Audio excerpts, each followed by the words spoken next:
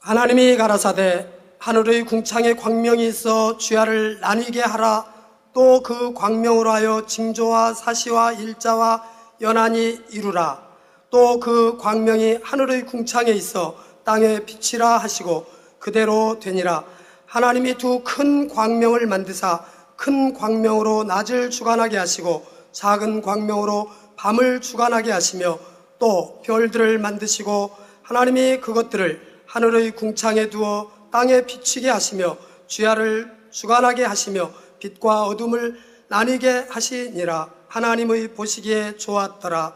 저녁이 되며 아침이 되니 이는 넷째 날이니라. 아멘. 사랑하는 성도 여러분, 전 세계 및 전국의 9천여 개 지교의 성도 여러분, 지성전 성도 여러분, 전 세계 인터넷을 통해 예배 드리는 모든 성도 여러분, GCN 시청자 여러분, 만민TV 시청자 여러분, 창세기 강의 37번째 시간입니다. 지난 시간에 이어서 창조 넷째 날의 역사를 말씀드리겠습니다. 하나님께서는 창조 넷째 날에 해와 달과 별들을 창조하셨습니다. 이를 천문학적으로 표현하자면 창조 넷째 날에 우리 은하를 만드셨다는 뜻이라 했지요. 우리 은하 외의 별들은 우주가 근본의 우주, 곧 하나였을 때부터 존재하고 있었습니다. 드넓은 우주의 크기에 비하면 지구는 하나의 작은 점보다도 작지요. 지난 시간에 첫째 하늘의 모든 별들 중에서 지구는 바닷가의 무수한 모래알들 가운데서 모래 한 알에 비할까 말까 할 정도로 했습니다. 여러분, 이거 가장된 거 아닙니다. 바닷가에 한번 가보세요. 해운대고 해운대만 해도 그 모래알이 얼마나 많이 있습니까? 헤일 수 없죠. 그런데 해운대만 있는 거 아니잖아요. 전 세계 바닷가에 그 모래, 뭐 강가의 모래, 모든 모래, 그런 모래 하나에 비할까 말까 할 정도라 이 말입니다. 그런데 과학자들은 우주에 있는 별의 개수가 지구 모든 해변에 있는 모래 알갱이 수보다 많다고 말합니다. 그러니 그 하늘에 있는 우주에 있는 별의 개수가 얼마나 많다는 걸 정말 상상할 수 없는 그런 별들이 있습니다. 왜냐하면 이 우주 공간에는 대략 1000억 개의 은하가 있다고 추측하기 때문입니다. 그러니까 은하만 해도 1000억 개가 있다 이 말이에요. 은하만 해도. 근데 앞전에다 설명했잖아요, 은하. 근데 은하만 해도 1000억 개가 있다. 이게 도저히 뭐 상상할 수 없는 거예요. 자, 그 1000억 개 중에 하나인 우리 은하에만도 약 1000억 개의 별이 있지요. 이게 1000억 개 중에 하나인 우리 은하 안에도 1000억 개의 별이 있다 이 말입니다. 따라서 우주 공간 전체에 있는 별의 개수는 1000억 곱하기 1000억이 됩니다. 사람들은 밤하늘에서 반짝이는 작은 빛들을 모두 별이라고 부릅니다. 그러나 천문학에서는 태양처럼 스스로 빛을 내는 천체만을 별이라고 하지요. 다시 태양처럼 스스로 빛을 내는 천체만을 별이라고 천문학에서는 합니다. 이 시간 말씀을 이해하기 위해 몇 가지 용어를 설명하겠습니다. 먼저 천체란 우주에 존재하는 모든 물체를 가리킵니다. 그리고 태양계를 예로 들 때 태양처럼 항상 그 자리에 있으면서 스스로 빛을 내는 것을 항성이라 합니다.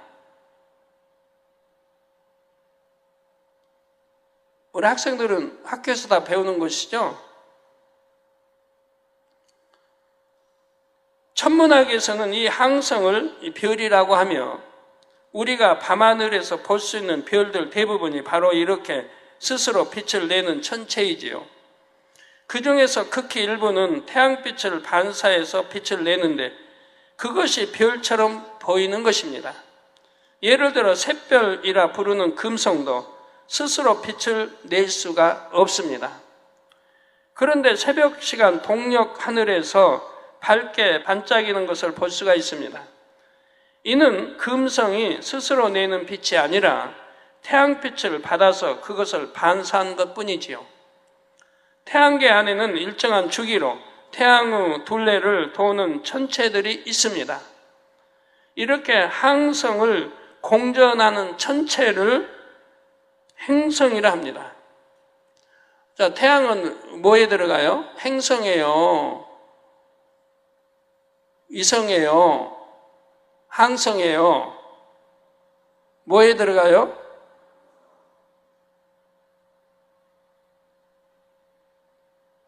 행성이에요? 잘 들으셔야 돼요, 그러니까. 예. 이렇게 항성, 그러니까 태양은 이제 항성, 스스로 빛을 내는 거. 이것을 공전하는 이 천체, 항성을 공전하는 천체를 행성이라고 한다 이 말입니다. 우리 지구는 항성입니까? 행성입니까? 위성입니까? 예? 행성. 예. 지구도 태양을 1년에 한 번씩 돌기 때문에 행성에 해당하지요. 이게 지구가 이제 태양을 1년에 한 바퀴, 365일간이 이제 걸리지 한 바퀴. 이게 돌기 때문에 항성이 아닌 행성이라고 한다 이 말이에요. 이러한 행성의 둘레를 도는 천체, 이게 또 행성의 둘레를 도는 게 있어요. 이런 도는 천체, 즉 지구를 도는 달과 같은 천체를 위성이라고 합니다. 위성. 그러니까 항성, 행성, 위성. 죄송해요. 지리 공부에서. 천문학 공부하는데. 그래서 사람이 만들어서 하늘에 쏘아 올려 지구를 돌게 한 것을 뭐라고 그래요? 위성이라고 그러죠? 위성. 네. 인공위성이라고 하는 겁니다. 그래서.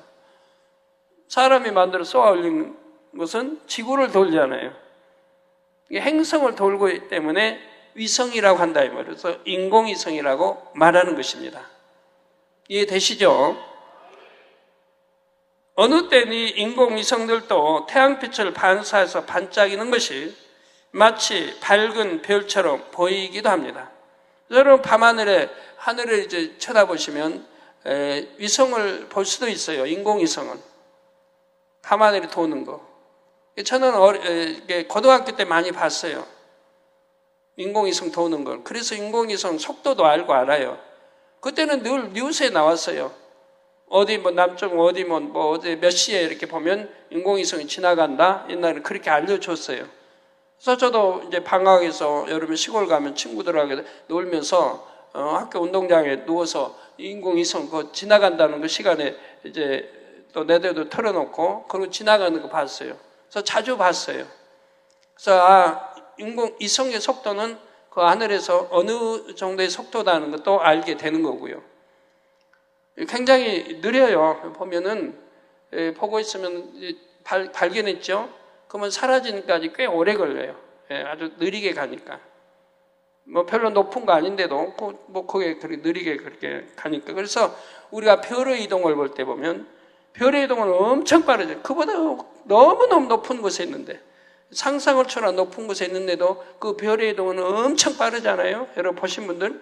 그래서 저기 있다 하면 벌써 뒤늦게 이렇게 찾으면 놓치잖아요. 워낙 빨리 가니까. 그래서 인공위성하고는 전혀 다른 거예요. 별의 이동은. 별의 이동은 굉장히 더 높은 곳이지만 그렇게 빨리 가는 걸 볼 수 있잖아요. 그러니까 비행기하고 또 다르고 비행기 날아가는 거 얼마나 느려요. 근데 어떤 사람은 비행기 보고 그런다. 말도 아닌 소리. 그거 하나 분간 못 하나요? 자, 그런데 우주에 떠있는 항성, 행성, 위성들 곧 셀 수 없이 많은 천체들에서 한 가지 공통점을 발견할 수가 있습니다. 바로 모양들이 모두 공처럼 생겼다는 점입니다. 위성 빼고요, 위성 빼고. 우리 사람이 만들어서 이렇게 쌓아올린 이 인공위성 빼고는 공처럼 생겼다는 것입니다. 저 보이시죠? 뭐 천왕성, 해왕성, 목성, 마성이 다 이렇게 공처럼 보이잖아요. 이것은 무엇을 나타낼까요? 창조주 하나님 한 분에 의해 그 모든 천체들이 창조됐음을 나타냅니다.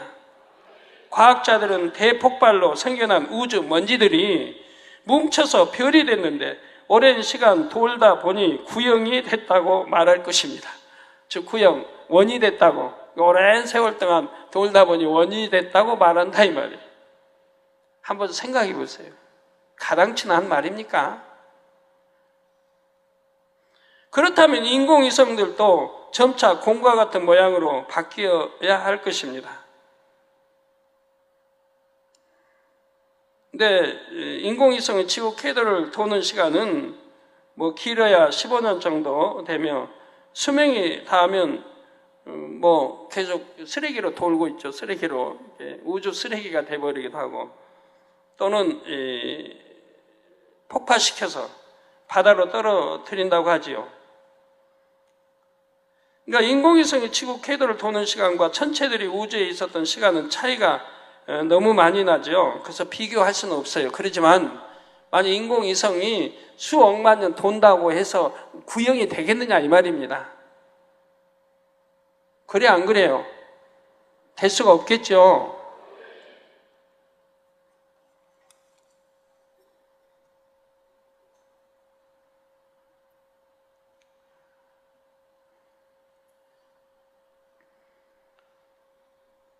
그러니까 인공위성도 뭐 계속 오래 돈다면 구형이 돼야 하는데 그게 구형이 될 수 있겠어요?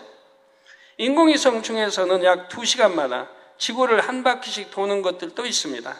그래도 그 모양이 구형으로 변하지는 않습니다. 강흙이나 바닷가 등에서 볼 수 있는 조약돌은 원래 바위였던 것이 잘게 쪼개지고 모난 부분이 깎여서 되었다고 합니다. 오랜 동안 물이 이제 참 밀물, 썰물에서 출렁거리고 해서 깎여서 반질반질한 돌이 됐는데 아마 딱 구형 찾기는 아마 쉽지 않을 거예요.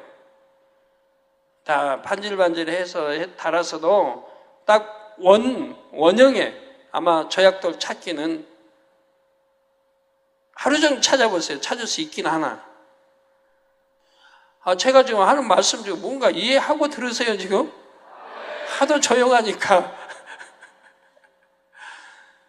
그런 게 하나도 없어요, 구형. 그렇게 오랫동안 수많은 세월을 바닷물이 찰싹거리면서 돌을 깎아내렸어도 반질거리는 하지만 구형은 없다, 이 말이에요. 그런 조약돌들도 모두가 구형은 아니지요. 어떤 것은 둥글, 납작하고 어떤 것은 길쭉합니다. 수천 년의 세월 동안 모난 부분이 깎였다 해도 모양이 제각각 다른 것입니다. 그런데 우주 공간에 셀 수 없이 많은 별들은 모두가 공과 같이 구형이지요. 이것을 우연의 일체라고 말할 수 있습니까? 창조주 하나님께서 그렇게 설계하셨고 그렇게 만드셨습니다. 그러면 하나님께서는 왜 모든 천체를 구형으로 만드셨을까요? 갖가지 모양으로 개성 있게 만들면 안 될까요? 사람들이 어떤 사물을 보고 아름답다고 느끼는 데에는 사물의 빛깔도 중요하게 작용하지만 모양의 균형도 작용합니다. 보석은 원석 자체에서도 어느 정도 빛을 내지만 균형 잡힌 모양으로 세공을 하면 더 빛나고 아름답게 보이지요. 꽃이 아름다운 것도 빛깔 때문이기도 하지만 꽃을 구조적으로 볼 때 균형이 잘 잡혀 있기 때문이기도 합니다. 어떤 종류의 꽃을 보아도 꽃 모양이 좌우 대칭을 이루지요.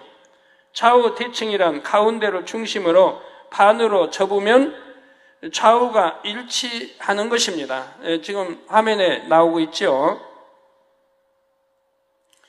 많은 꽃들이 한 개 이상의 축에서 대칭을 이루어 놀라운 균형미를 갖고 있음을 알 수가 있습니다. 다 이런 것도 전부 우연의 일치일까요? 이렇게 대칭이 이루어지지 않는다면 꽃의 빛깔이 아무리 화려해도 그리 아름답게 보이지를 않습니다. 예전에 정육각형 결정 구조를 갖는 눈의 결정을 보여드린 적이 있지요. 그 눈의 결정들이 아름답다 느끼는 것도 완벽한 균형미를 갖고 있기 때문입니다. 저 화면에 나오고 있습니다. 그런데 어떤 사물이 구형일 경우 좌우 상하 대칭은 물론 360도 어느 방향으로도 대칭을 이룹니다. 가장 완벽한 균형미를 갖는 도형이 바로 동그라미 모양 곧 원형인 것입니다. 그래서 하나님께서는 우주 공간의 무수한 별들을 모두 공처럼 둥글게 만드셨습니다. 바로 이것이 한 분 하나님께서 해와 달과 별들을 창조하셨다는 첫째 증거입니다. 둘째 증거는 태양계 행성들의 궤도와 간격이 절묘한 조화를 이룬다는 사실입니다. 우리 태양계에는 8개의 행성이 있습니다. 태양으로부터 가까운 순서대로 수성, 금성, 맨 가에 있죠. 수성, 금성, 지구, 화성, 목성, 토성, 천왕성, 해왕성, 전에는 명왕성도 있었는데 이제 명왕성은 태양계에서 제외해버렸습니다. 그래서 가장 먼 곳에 명왕성이 있었는데요. 이제 해왕성까지만 요즘은 학교에서 가르친다고 하지요. 저희 때는 명왕성까지 배웠습니다. 태양과 이 행성들의 크기는 지금과 같은 크기가 가장 적당합니다. 태양과 이 행성들과의 거리, 그리고 행성들 간의 거리도 지금이 가장 적당하지요. 비유를 들어 두 사람이 마주보고 서서 팔을 앞으로 쭉 뻗어서 서로 손바닥을 맞대고 있다고 합시다.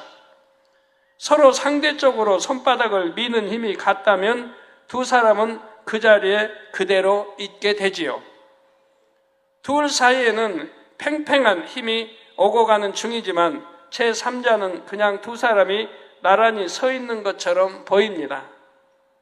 이때 둘 중 한 명의 힘이 순간 약해지면 힘의 균형이 깨지므로 두 사람 다 휘청하면서 제자리에 서 있기 힘들게 될 것입니다.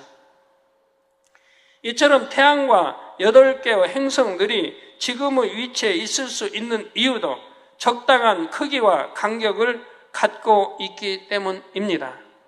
우리 눈에 보이지는 않지만 서로 밀고 당기는 힘의 균형이 정확히 맞도록 하나님께서는 지혜롭게 창조하셨습니다. 따라서 만일 태양이나 어떤 행성이라도 지금보다 조금 더 크거나 작아진다면 태양계 전체가 영향을 받게 되지요. 태양열의 세기도 그렇습니다.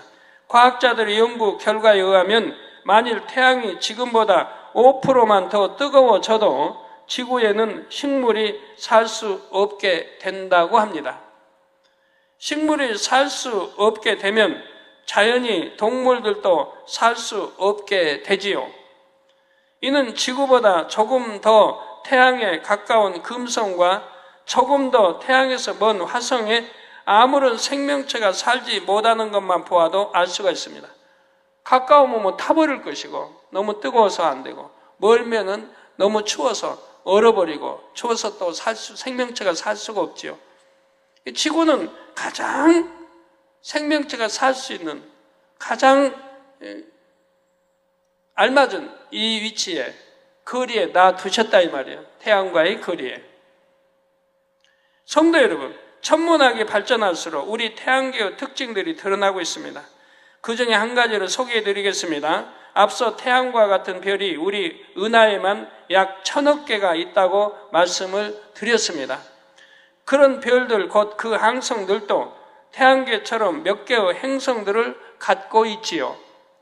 우리 태양계 이외의 다른 별의 행성은 2010년 5월까지 약 450여 개가 발견됐다고 합니다. 이런 외계 행성들은 태양계의 행성들과 다른 점이 있었지요. 반대로 말하면 우리 태양계 행성들이 다른 외계 행성들과 다른 점이 있음을 알게 되었습니다.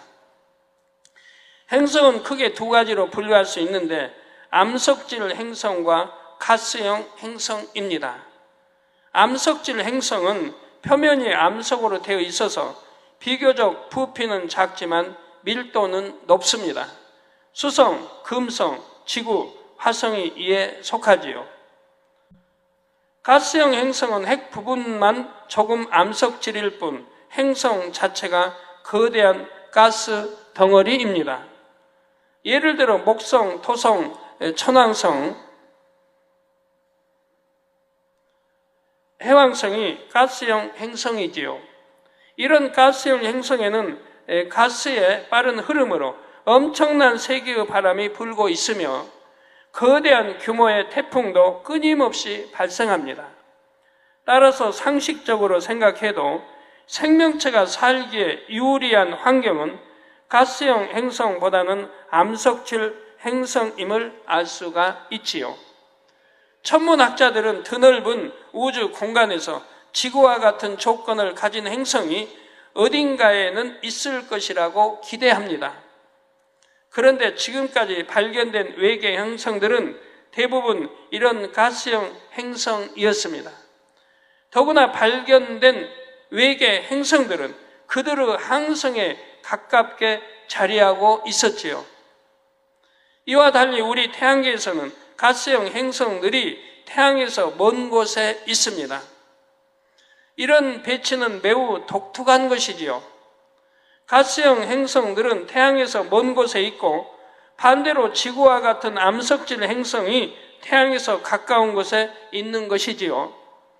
그중에서도 지구는 생명체가 지속적으로 살아갈 수 있는 최적의 위치에 있습니다. 이 사실만 보아도 태양계가 대폭발에 의해 우연히 생성된 것이 아님을 알 수가 있지요. 어떻게 대폭발로 생성됐다고 하면 다른 데는 암석질 이런 행성이 없고 가스형 행성이고 우리 태양계 안에만 그것도 암석질로 이렇게 되어 있는 태양에서 가까운 이것들 그 외에는 또 지구를 지나 한 별을 지나 그 다음부터는 또 가스형 이런 것이고 이렇게 배열만 해도 우리 인간이 이 지구에서 살 수 있도록 하나님은 다 역사에 놓으셨다 이 말이에요. 하나님께서 고도의 지혜로 설계하셨고 놀라운 능력으로 창조하신 것입니다. 근데 왜 그런 말이 과학자들은 그런 말이 나옵니까? 또 외계에 또 있을 거다. 지구 외에도 또 이런 생명체가 있을 거다. 더군다나 가끔 가다가 심심치 않게 뉴스에 나오잖아요. UFO 출몰.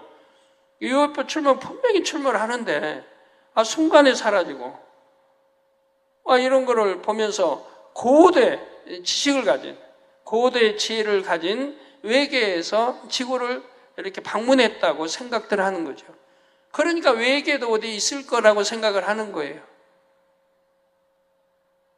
지구 외에도 어디 인간이 살 거다. 맞아요, 틀려요? 맞아요, 틀려요? 틀리면 이렇게 해주세요. 여러분, 이렇게 하신 분 다 틀렸어요. 맞아요. 에덴 동산 사람들은 사람 아니에요? 있긴 있어요.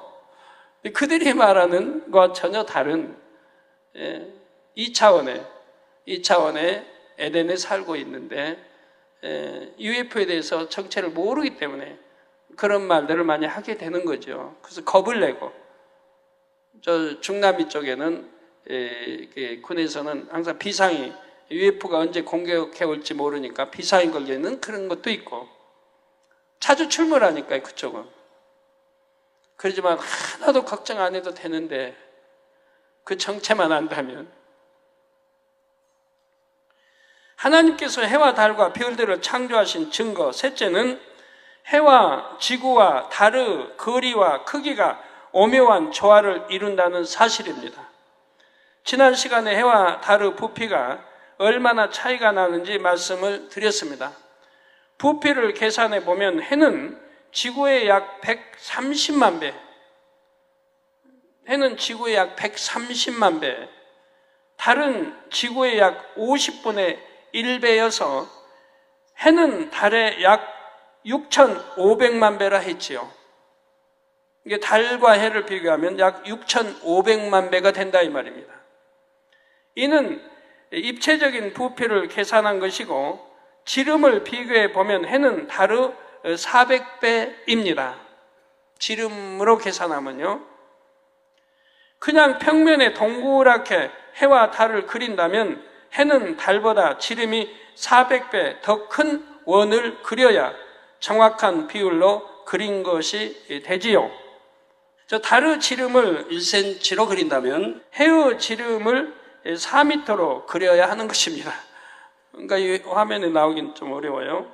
자, 이렇게 지름이 차이 나는 해와 달이 지구에서 크기가 비슷해 보이는 이유는 달이 해보다 지구와 400배 가깝기 때문입니다. 좀 이해되시죠? 비행기를 타고 이제 미국을 가기 위해서 태평양을 가면요, 달이 뜨는 때를 볼 수 있어요. 엄청 크게 떠요. 엄청 커요, 달이. 공해도 없고 아주 가까이 뜨는 것처럼 떠오르는 거 보면 굉장히 크게 떠요. 그거 보면 잘못하면 해보다 더 크다 할 수도 있는데, 네, 이처럼 지구에서 해와 달의 크기가 비슷해 보이는 것은 결코 우연이 될 수 없는 일이지요. 해의 크기와 달의 크기, 그리고 해와 지구 사이의 거리와 달과 지구 사이의 거리, 이 네 가지 조건이 딱 맞아 떨어져야만 가능한 일입니다. 해가 조금만 더 크거나 작아도 안 되고 달 역시 조금만 더 크거나 작아도 안 됩니다. 해와 지구 사이의 거리나 달과 지구 사이의 거리가 지금과 조금만 달라져도 우리 눈에 보이는 해와 달의 크기는 지금처럼 같게 보일 수가 없습니다. 태양계 안에서 위성을 가진 행성들 중에서 자신의 위성과 태양의 크기가 비슷하게 보이는 것은 오직 지구뿐이지요. 이로 인해 지구에서 관측되는 특별한 현상이 있습니다. 바로 일식과 월식이지요. 그렇기 때문에 일식과 월식이 관측이 되어진다 이 말이에요. 일식은 달이 해를 정확하게 가리는 현상이며, 이는 일식은 달이 해를 정확하게 가리는 현상이며, 그러니까 크기가 이렇게 비슷하기 때문에 일식이 생기는 거지요. 월식은 햇빛에 의해 생긴 지구의 그림자가 달을 가리는 현상입니다. 해와 지구와 달의 크기와 서로 간의 거리, 그리고 달의 공전과 지구의 공전이 복잡하면서도 정확하게 조화를 이루면서 일정한 주기로 월식과 일식이 일어납니다. 여러분, 달의 공전이 뭐예요? 지구를 도는 거죠. 달의 공전. 근데 달에 또 자전이 있습니다. 우리 지구도 해를 도는 공전, 또 스스로 도는 자전이 있고, 달도 지구를 도는 공전이 있고, 또 스스로 도는 자전이 있어요. 제가 옛날에 개척 때요, 부흥 집회를 다니면서 이런 걸 설명하느라고 해와 달과 지구의 거리, 이걸 이제 다 설명하느라고, 창조주 하나님을 설명하면서 하느라고 달도 자전을 한다 이게 설명을 했더니 항의가 들어왔어요. 난 지금 편지로 항의가 왔어요. 강사님, 어떻게 달이 자전을 합니까? 그걸 설명해 주세요. 내가 지식이 해박해야지 설명을 하지. 달이 자전한 거는 분명히 아는데 설명할 수는 없는 거예요. 그 당시로는. 그래서 서울에 돌아와서 부지런히 이제 선생님들 초등학교 가르치는 선생님들에게 여쭈었는데 아무도 대답을 못 하는 거예요. 자전이 있는 건 아는데 설명을 못 하는 거예요.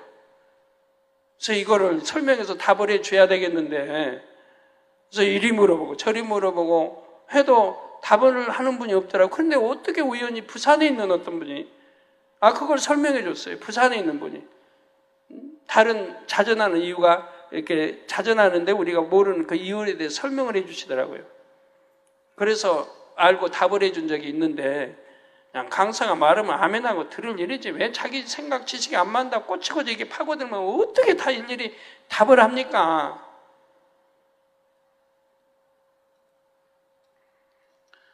저는 그래도 제가 단에서 한 말이라면 어느 정도 책임을 질 수 있는, 그래도 정확성이 있다고 믿으셔도 되는 건데, 이처럼 세계의 천체가 상호작용을 하여 일정한 주기로 월식과 일식이 일어날 수 있는 확률은 제로에 가깝다고 합니다.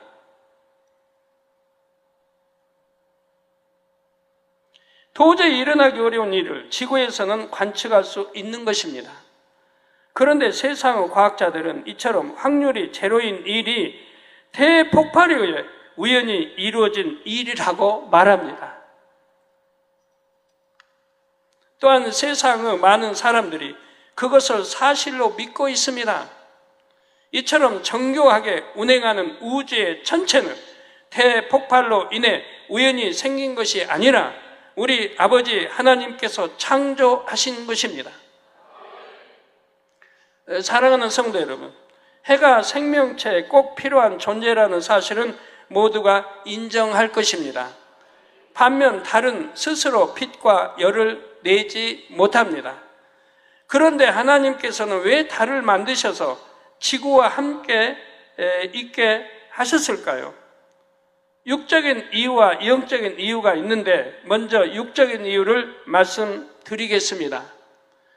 과학이 발달할수록 달의 중요성이 더 많이 인식되고 있습니다. 만일 달이 사라지면 어떻게 될까요? 우선 바다에는 밀물과 썰물이 사라집니다.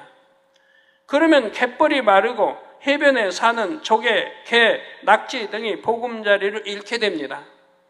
또한 바닷물의 순환에 변화가 오면서 오염물질도 제대로 정화되지 않습니다. 지구가 23.5도 기울어져 자전하고 있는데 이렇게 기울어진 상태에서도 안정적으로 돌 수 있는 이유도 달 때문이라고 합니다. 달의 인력이 지구의 자전축을 안정적으로 붙잡고 있기 때문입니다. 그럼 지구가 그렇게 기울어야 할 이유가 있는 것이고 이걸 또 붙잡아 주는 것이 달의 역할이라 이 말이에요. 이게 얼마나 오묘해요. 하나님이 다 지혜에서 나온 섭리가 이렇게 정교하고 오묘하다 이 말입니다. 우연히 될 수 없는 것들이라 이 말이에요. 만일 달이 사라진다면 지구는 마치 쓰러지기 직전의 팽이처럼 크게 요동치게 된다고 합니다. 팽이 굴려보신 분들 알지만 저도 초등학교 다니면서 팽이 직접 깎아가지고 팽이 굴리고 시합에도 나가고 했습니다. 팽이 깎아서 그 당시는 이게 그 공기들이 마땅치 않은데도 그 하나 만들려면 참 애를 먹어야 돼요. 며칠씩. 잘 들지도 않은 칼로 다 깎아내야 되고 잘 돌게 원형 잘 깎아내야 되고 그때 또 못 하나 받고 또 꼭지 띄워버리고 해서 박아야 되고 하고 팽이쳐서 돌리면 잘 돌다가 안 때리면 이렇게 돌다가 빨리 돌던 게 천천히 돌다가 팩 쓰러지죠. 바로 달이 없다면 지구가 그렇게 되는 거죠. 또한 달이 지구와 현재보다 10% 가까워진다면 지구의 모든 대륙은 하루에 2번씩 완전히 물에 잠기게 된다고 합니다. 한편 이런 연구 결과도 있습니다. 일정한 달빛이 바다에 사는 많은 생명체들에게는 생존에 꼭 필요하다는 사실이죠. 많은 종류의 바다 생명체들이 일정한 달빛을 받기 위해 바닷물 속을 오르내리는 것이 밝혀졌지요. 바다가 아닌 민물에 사는 갑각류나 육지에 사는 파충류, 곤충류들 중에서도 생존을 위해서 달빛이 꼭 필요한 동물들이 많이 발견되고 있습니다. 결국 지구는 태양도 필요하지만 달도 꼭 함께 있어야만 하는 것입니다. 성도 여러분, 하나님께서 달과 별들을 두어 밤을 비추게 하시는 데는 영적인 의미도 담겨 있습니다. 하나님께서는 빛과 어둠을 나누시고 어둠을 밤이라 칭하셨는데 그렇다고 해서 어두운 밤 동안에 빛이 전혀 없는 것은 아닙니다. 태양의 빛을 반사하여 비추어 주는 달이 있고 태양계 밖에도 많은 별들이 있어서 밤의 어둠을 밝혀주지요. 어두운 밤 동안에도 달과 별들이 있어서 그 빛으로 사람들의 길을 인도합니다. 사람들은 밤하늘의 달과 별을 보면서 나아갈 방향을 찾기도 하지요. 도시는 밤에도 빛이 있지만 오지에서는 그나마 달빛이 있고 별빛이 있으므로 캄캄한 밤중에도 실족하지 않을 수가 있습니다. 어떤 것은 우리 인간을 위해서 특별히 눈에 띄게 만들어 놓으신 것도 있고요. 예를 들어 북극성은 항상 그 위치에 있어서 정확하게 방향을 알려줍니다. 만약 북극성이 없다고 하면 옛날에 어떻게 살았겠어요? 바다의 항해는 어떻게 하고요? 오늘날처럼 나침반이 있고 하는 거 아닌데 바다의 항해를 어떻게 하고 방향을 어떻게 잡고요? 바다에서는. 나침반이 개발되기 이전에는 이 북극성만 찾으면 방향을 잡을 수가 있었습니다. 낮뿐만 아니라 어두운 밤에도 달과 별이 있어 빛을 비춰 주듯이 하나님의 진리의 빛은 언제든지 어느 곳이든지 비추고 있다는 사실입니다. 제가 겟세마네 오신 분들에게 제 방 구경을 해드립니다. 내 방에는 별들이 있거든요. 방 천장에. 오늘 하늘에 있는 별의 그 위치와 동일하게 해놨어요. 동일하게 제가 했다고 설명을 해요. 뭐 삼성별, 북극성, 북두칠성 동일하게 하늘의 위치와 동일하게 좀 천장에다 해놨어요. 그러고 가르쳐줘요. 자, 북극성 저기 있고 북두칠성이 있고 가르쳐줬어요. 그럼 방향이 나왔죠? 그리고 물어요. 제가 방에 어디가 동쪽입니까? 이 방에서 어디가 남쪽이고 어디가 서쪽이고 어디가 북쪽입니까? 그거 물어요. 참, 대부분 답을 못 하더라고요. 어느 팀은 어디서 기팀은 어디서 받았는지 잘 아는 팀이 있던데 모르더라고요. 분명히 설명해 줬는데 북쪽을 가르쳐 줬잖아요. 그러면 그 다음에 반대 탑이 나오고 그 다음에 서가 나오는데 제 겟세마네는 이상하게 서울에서 올라오니까 남쪽에서 북쪽 올라가는데 이렇게 돼야 되는데 올라오는 이쪽이 북쪽이 돼 있어요. 그러니까 더 헷갈리죠. 그래서 가르쳐 주는데 그리고 보여주는데 그리고 저기가 북쪽이다 가르쳐 주는데도 그걸 망각해버려요. 명심을 못하고 그러고는 저쪽이 북쪽 이쯤 막 하는데 명심을 못하기 때문에 그렇죠. 명심하면 아무것도 아닌데 이처럼 언제 어디서든 우리의 빛이 되시고 인도자가 되시는 사랑의 하나님이 계심을 모든 사람이 깨달아야지요. 영적으로 칠흑 같은 어둠 속에 있는 사람이라도 전심으로 하나님을 찾고 구하면 하나님은 진리의 빛을 비춰주십니다.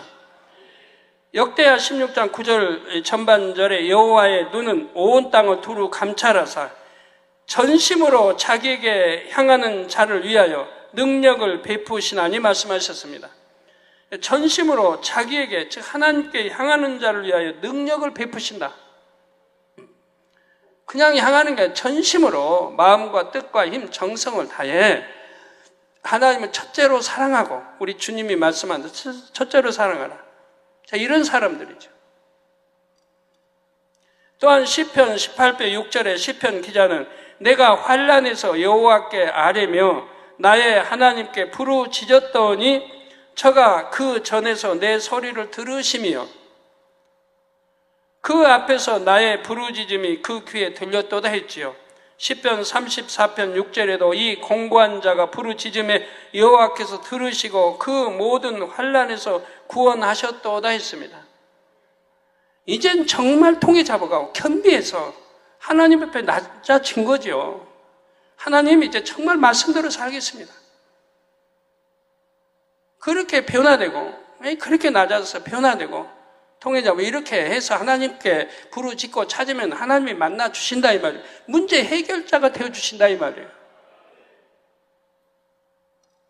그러므로 성도님들도 혹여 한치 앞을 내다볼 수 없을 만큼 앞이 캄캄한 상황을 만난다 해도 걱정하지 마시기 바랍니다.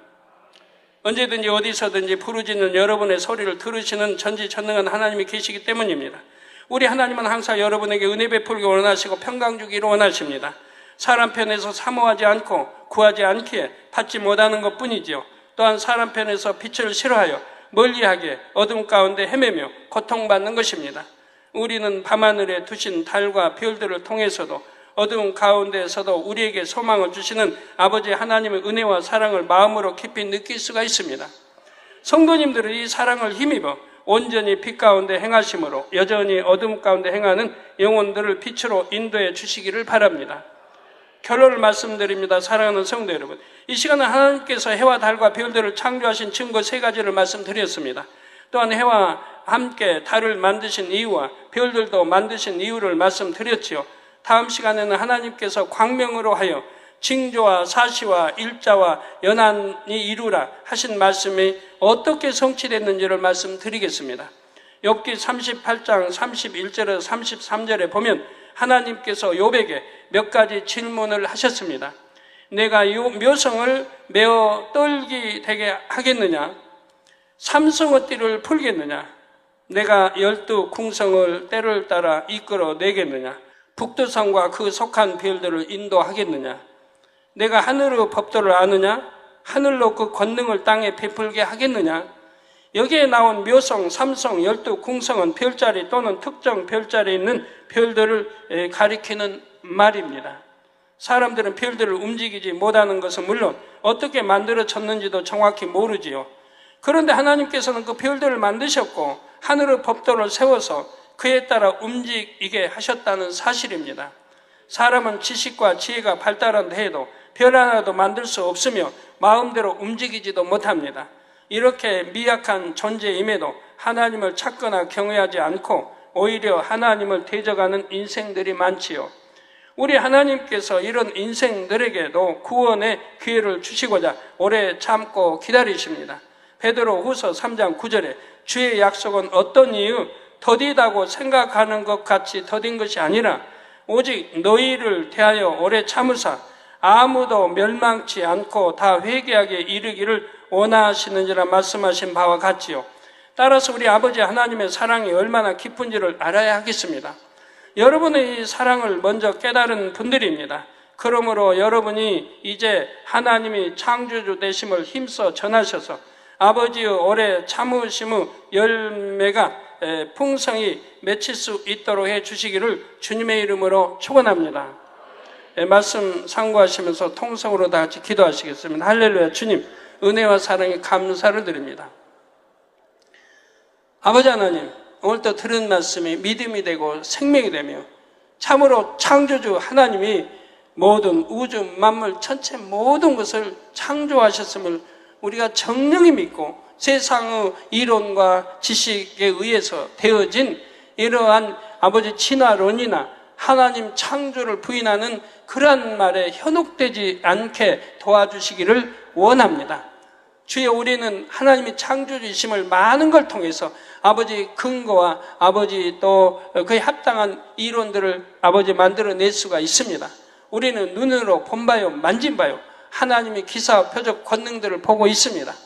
아버지만이 하실 수 있는 창조 역사들을 많이 듣고 보아왔습니다. 체험해왔습니다. 아버지 감사합니다. 우리 주 예수 그리스도의 이름으로 기도합니다. 아멘.